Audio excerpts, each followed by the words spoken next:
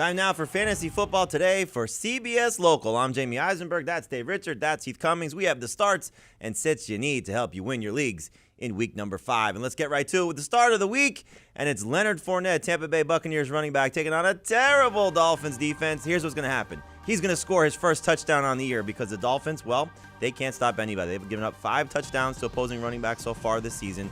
They've given up 4 guys getting over 90 total yards against them, 3 of them going for over 100 rushing yards. So Leonard Fournette coming off his best game to date in week number 4. He's going to carry it over to week number 5. Love the setup for him. Also love these guys as starting options as well. My favorite player on this list is probably Marquise Brown because he loves Monday Night Football. He's played 3 games on Monday night in his career, 4 touchdowns in those 3 games. Marquise Brown is going to go off once again against that Colts defense. Dave, let's take a look at your starts here, and we got some interesting names with some of the running backs here. You got Damian Williams stepping in for the injured David Montgomery. How good can he be? I think he can be pretty good, Jamie. He's taking on a Raiders defense that's given up 4.6 yards per carry and at least 1 touchdown to an opposing back in every game this year. And now he's on the brink of getting at least 15 touches for the Bears. I know it's a little nervous to trust Matt Nagy and this coaching staff, but I think they're working their way through it. And I thought Williams actually looked pretty good last week. Yep, 8 carries, 55 yards, and a touchdown against the Lions. And the Raiders have allowed 6 touchdowns to running backs so far this season. All right, Heath, you got the guy that everybody's asking about, Cordarrelle Patterson. It's taken 9 years for him to have a breakout season, and here we go, taking on the Jets in London. Is he a running back? Is he a wide receiver? Does it matter? You just start him. It does not matter. You just start him. I don't know that it'll be this way all season long, but his usage right now with 4, 5, 6 targets per game, maybe 4, 5, 6 carries per game against a pretty bad Jets defense that has really been gashed by running backs in the passing game. He is a must-start no matter what position you have him at. All right, so you got him as a start. Let's go now to your sits, and there's a guy on this list here that's been very good the last 2 weeks. Clyde Edwards-Helaire, back-to-back 100-yard rushing games, back-to-back receiving touchdowns.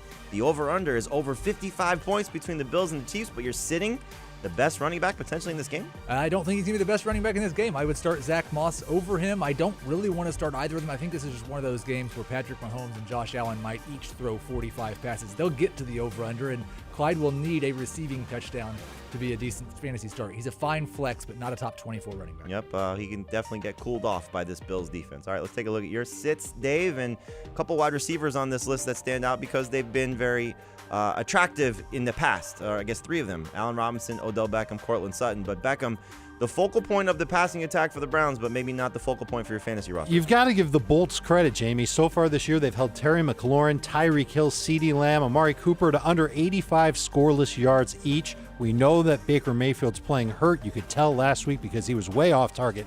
Beckham should have had over 100 yards and multiple touchdowns. This week, he's going to be lucky to even get 80 yards. That could be a frustrating experience for the Browns' passing attack. Baker Mayfield playing through a significant shoulder injuries, left shoulder, non-throwing shoulder, but that could be impacting how he's connecting with Odell Beckham.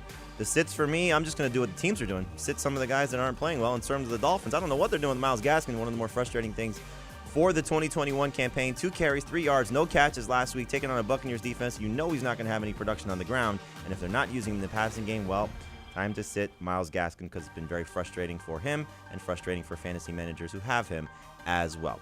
There's your starts and sits for week number 5. Hopefully your fantasy football teams will be successful.